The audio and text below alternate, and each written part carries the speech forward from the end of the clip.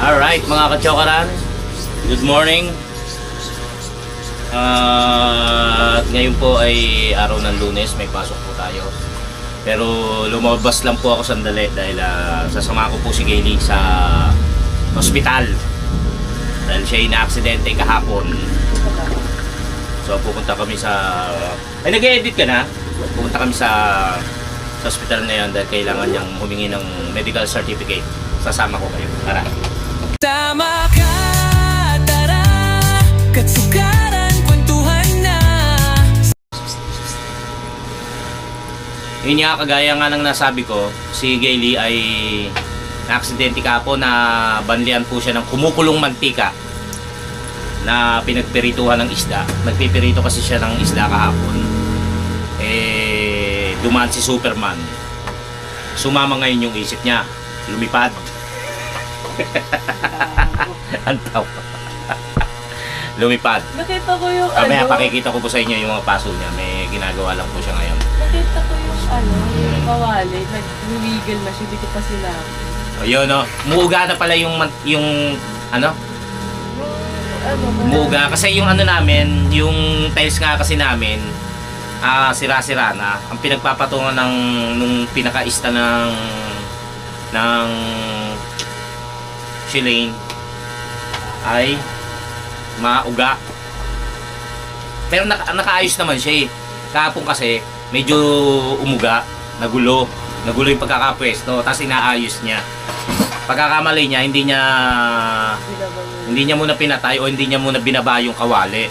Nagulat na lang, kumakain kami rito ni ni Riley. Kami tatlo, tumayo siya, nagpipirito. Umiyaw na. Ayun, nabandian na siya ng mantika dito sa paa. Tapos pinano ko sa running water. Yun nga, buti nga, naabutan pa yung tumatakbong tubig kahapon dahil running water. Tapos, yun nga, pag nung dadalhin ko na, inisip namin kung saan dadalhin. Linggo, araw ng linggo, walang mga private na... Gusto nga sa private na para mabilis ng maasikaso. Yun nga, may kamahalan. Pero mas gusto ko yon kung sino yung madaanan namin private. Doon ko na siya dadalhin. Nung yun nga, paglabas niya ng CR, dahil inano niya sa shower, umatungal na. Kala nyo baboy. Ito, tingnan nyo. Kala. Ito, nako. Sana nga hindi hindi siya lumubo. Tapos yung paa, ayan o. Hanggang ano yan, tapos hanggang doon, hindi ko makita. Hanggang dyan, meron yan.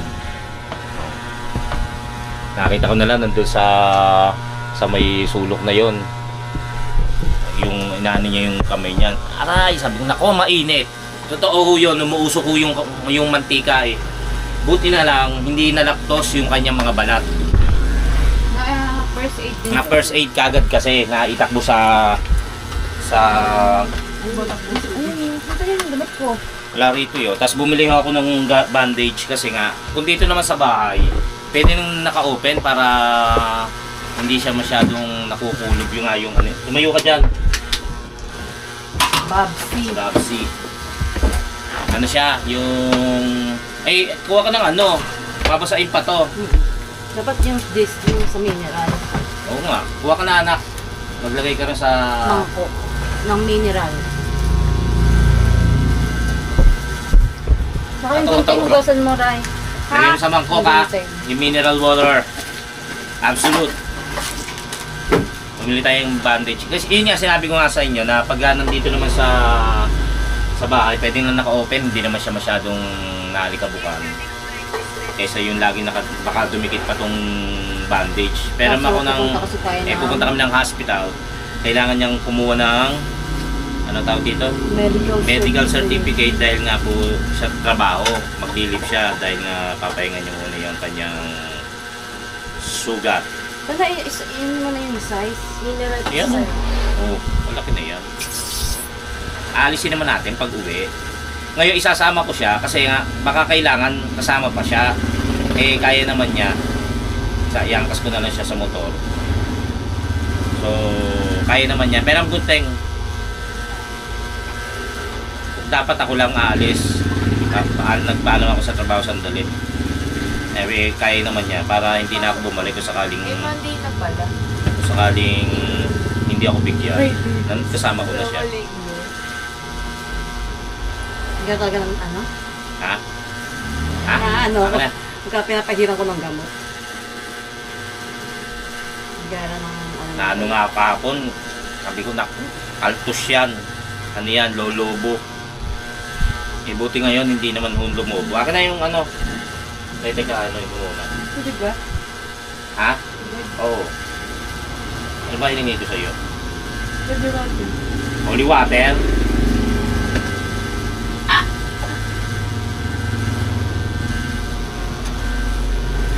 May ano pa siya yung dapat seminar sa trabaho kahapon. Ang alis nila papuntang Bataan. Bataan. Eh hindi na siya nakasama. Nangyari yan eh. Tanghali ho nangyari, kumakain kami. Yun nga, sabi ko nga sa inyo. Sumama yung Napakadami. isip niya kay ano, alin? Tubig. Kailangan. Isip niya kay Superman lumipad. Okay, babasahin daw po ito para Pipigain din. oo nga, para hindi dumikit.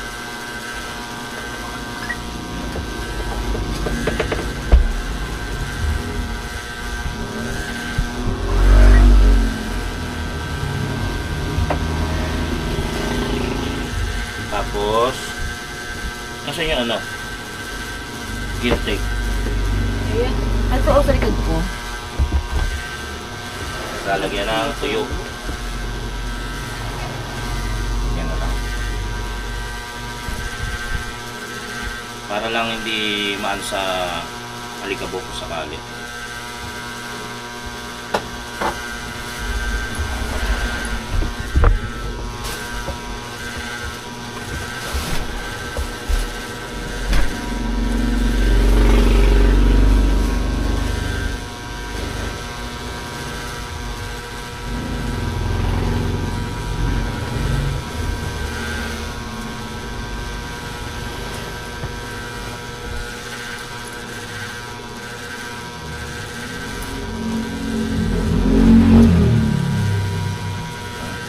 Ayan. Tapos, yung ano naman pa. Hindi na. Hindi na? Hindi naman na. Are you sure? Oo. Are you sure? Okay, boy. Okay. Let's go. Ano pa siya yun? Ang tawag dito? Sa paa. Sa paa. Tapos nakailang injection ka kahapon? 3. 3 lang? Ngayon na, sakit eh. Isa, 2, 3, tapos meron pang skin test. Skin test lang naman, hindi na injection. 4. Ngayon punta kami sa ano? Sa hospital ngayon. Madi ko Naka-short ka lang? Hindi. Yung Okay. tape na tatanggalin. Let's go! Ready.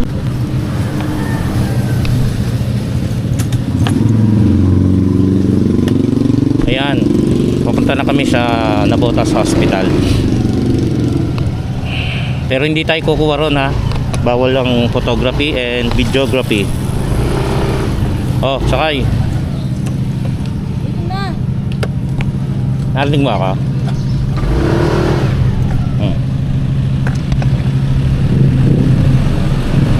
Kahapon, ang ginamit po namin ay tricycle. Kasi makirot yung kanyang banlean. Hindi, ala? Galaw-galawin mo lang.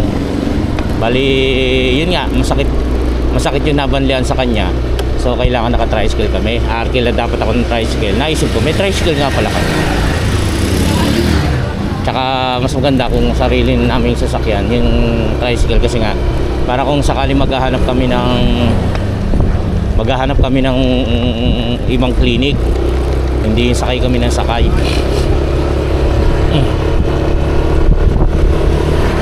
Yan, nadala ko na ang tricycle hanggang sa umabot nga kami dun sa may Nabotas Hospital dahil walang mga private na clinic kahapon. Eh, blessing in disguise din kasi nakamura kasi libre, PhilHealth, tsaka yung malasakit walang bayad. Ang naging gastos lang namin yung tawag dito, yung gamot niya.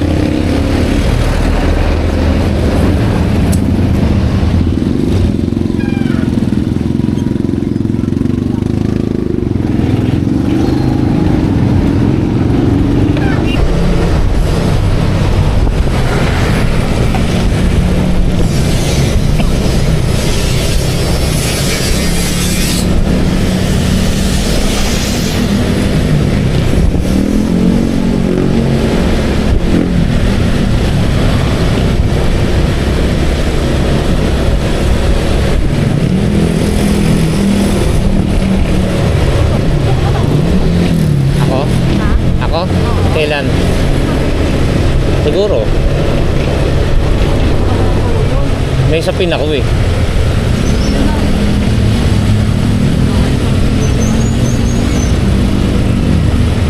Hindi kasi kami magkatabi matulog kagabi dahil baka masagi ko yung kamay niya. Pero kaya sa baba ako natulog sa may sala. Nagsapin lang ako ng parang kumot.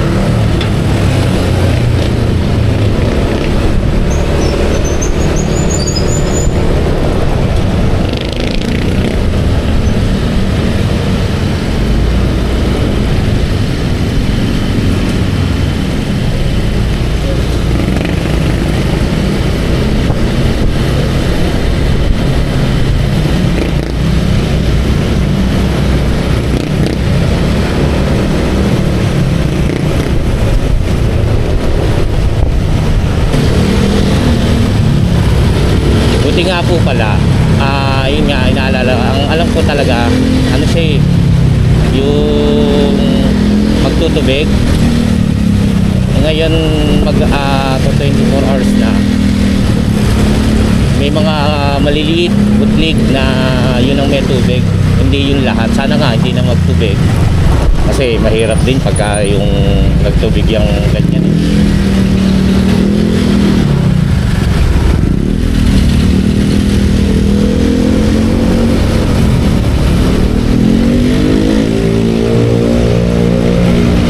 Naresetahan din siya ng gamot para kung sakaling kikirot. Eh kung matitiis niya naman yung kirot, no need na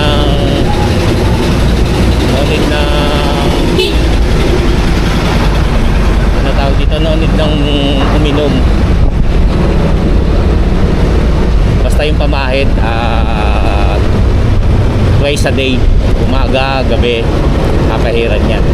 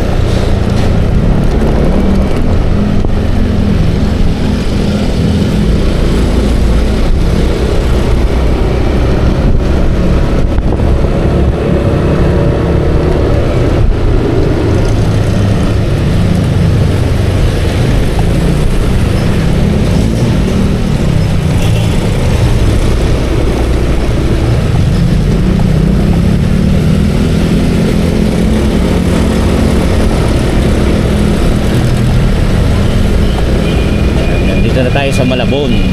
Malabon, kanina pa nga pala tayo sa Malabon. Sa Ulong Duat pa lang, paglagpas pa lang ng tulay, Malabon na nga pala yun. City Hall. Na lagi nyo nakikita kapag nagbablog ako. Dahil dito lang naman tayo. Nasabi pa yung pila mo ha.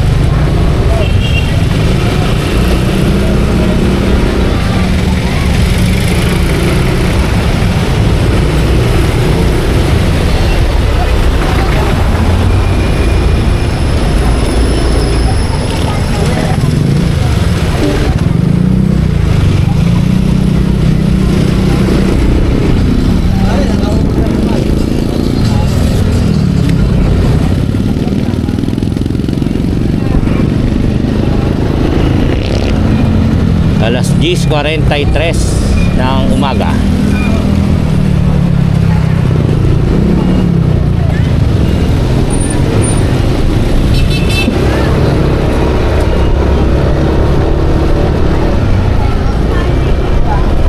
Yan, panabotas na tayo.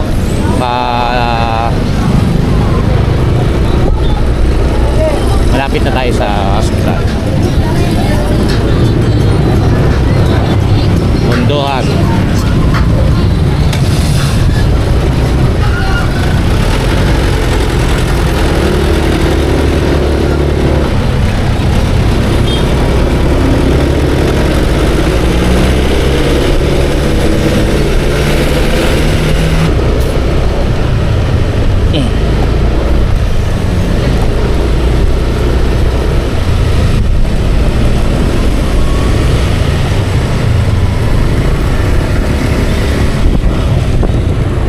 Sana mabilis lang. Bigyan ka agad si Gayle ng medical certificate para hindi na kami masyado magtagal doon sa ospital. May pasok rin kasi.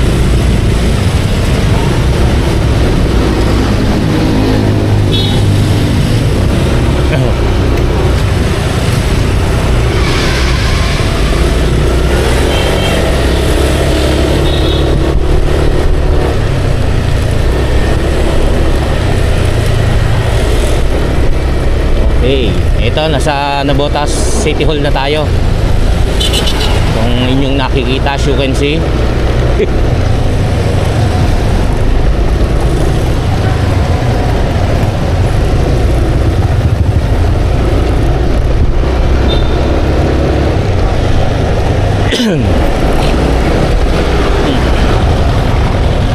Papanik ko pabahan. Minsan kasi ayaw magpaano, magpa-park doon. O minsan ayaw. Galit pa. Papanik na natin. Nakakaya kay Gayle.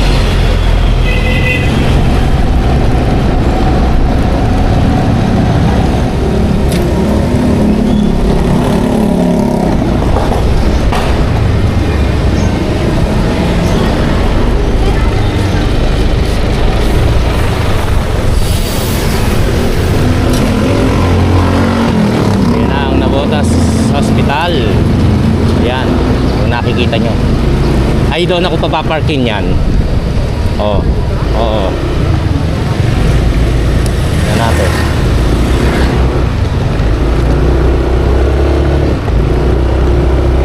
Oo, wala na. Kapag kaya ma'am, Opo. ano po gagawin niyo? Kuha po medical certificate. Ay, kukuha lang kayo. Sige, dito na lang. Dito na lang, boss.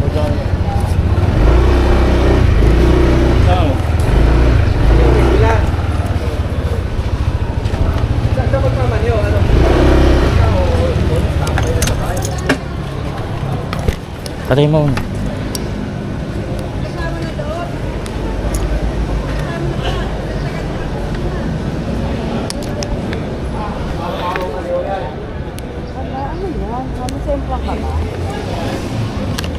Saan? Hindi. Ayan na po. Papatayin na po muna natin to. At bawal ho. Let's go.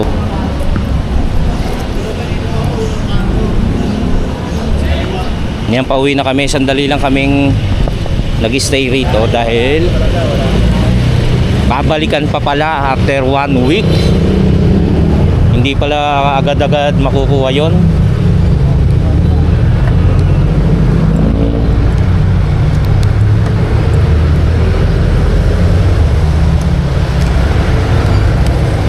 Hindi pala agad-agad makukuha. Wala po agad-agad.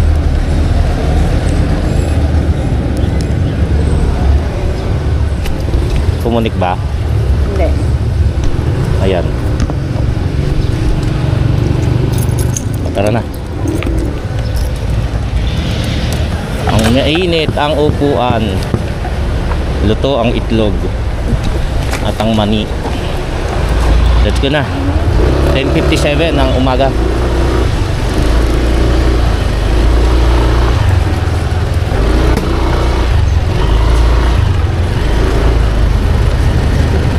Yeah.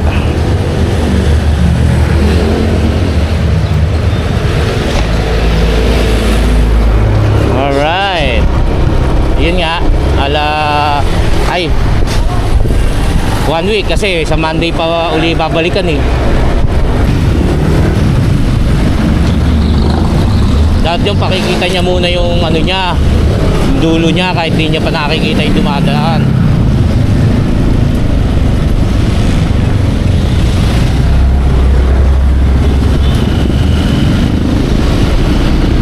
Dire-diretso.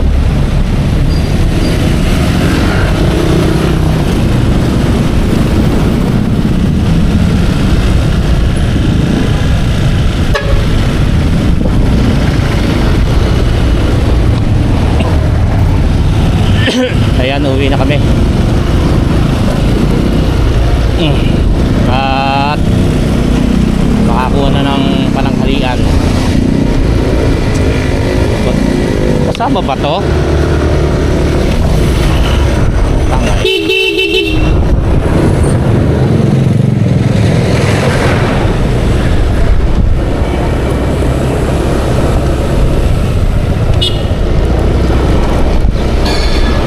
Ano yun?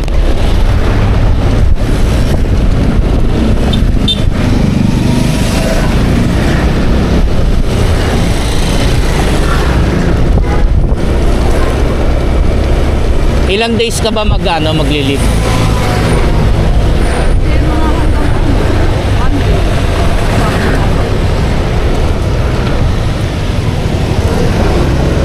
One week?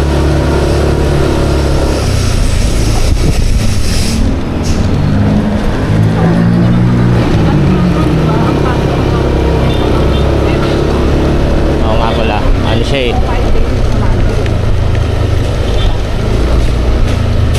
4 days nga lang pala pasok niya kasi nga 10 hours siya.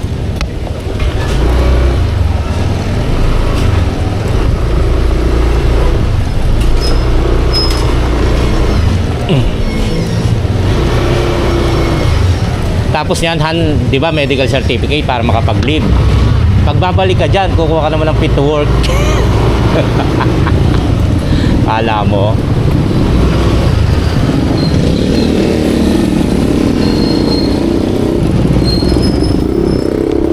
Fit to work naman kukunin mo para ipapasa mo naman kay Leon, sa boss mo, na pwede ka na uling mag-work.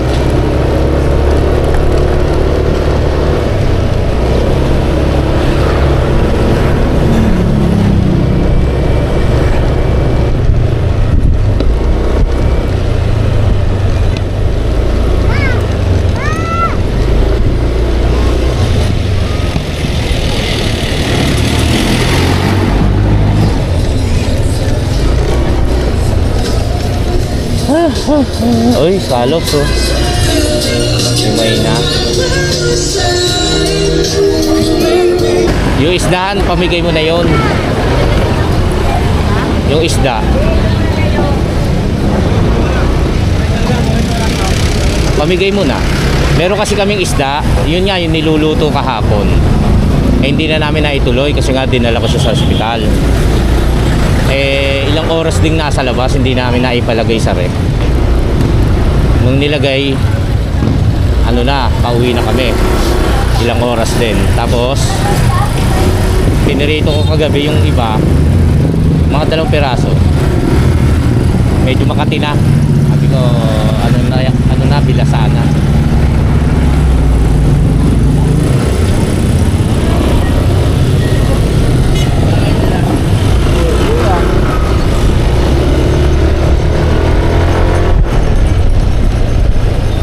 Pamigay, sabi ko, hindi pala pamigay, dapat itapon na. Mainit talaga. Mainit. Yung init niya, malagkit. Kahit kaliligo mo lang tapos maya maya, hindi siya mainit na basta lang mainit, may lagkit. Ay, baka traffic.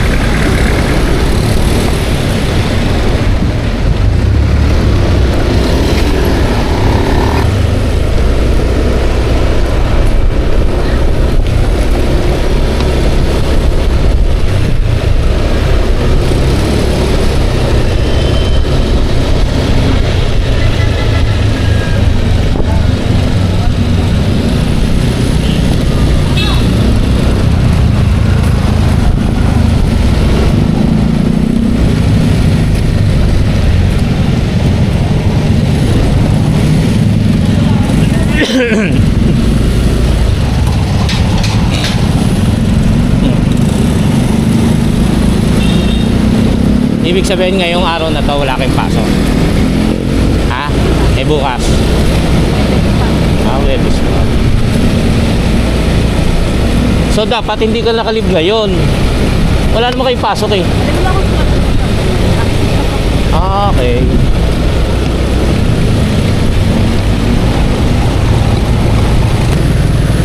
Nawawala. Hello. Ayan. Traffic. Grabe.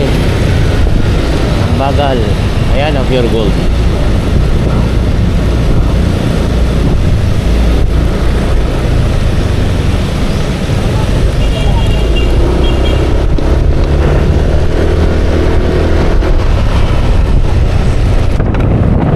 Ay, hindi pala ako nakalak ng helmet. Pasensya na po kayo. Ayan, nakalak na po. Ayan.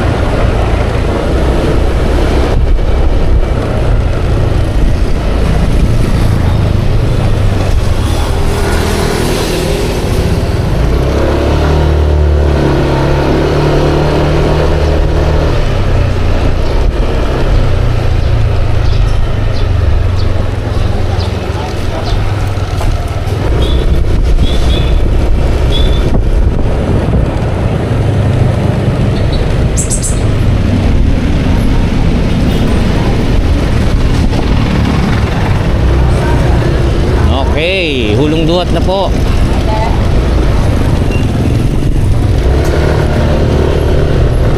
Kukuha lang tayo ng pagkain, tapos ano na, babalik na tayo sa office. Doon na ho tayo kakain.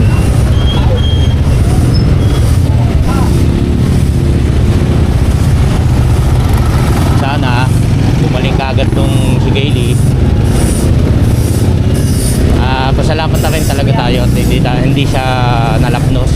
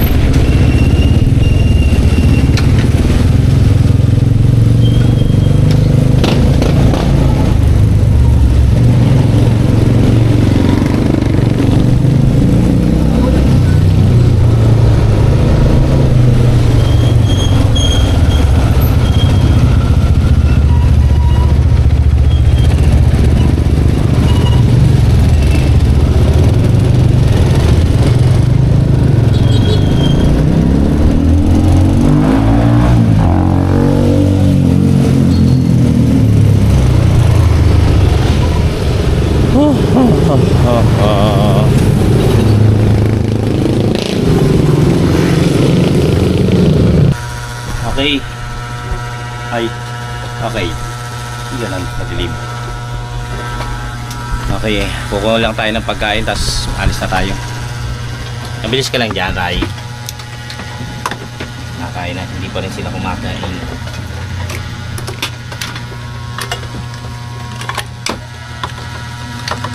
Ang ulam ni Riley, walang kamatayang hotdog.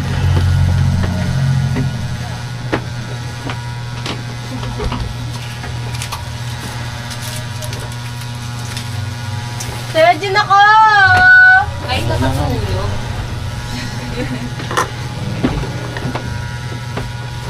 Diba, let ang bahay namin. One at a time. Nasaan yung baunang koral? Kain po. Ay, ano? No, tinago.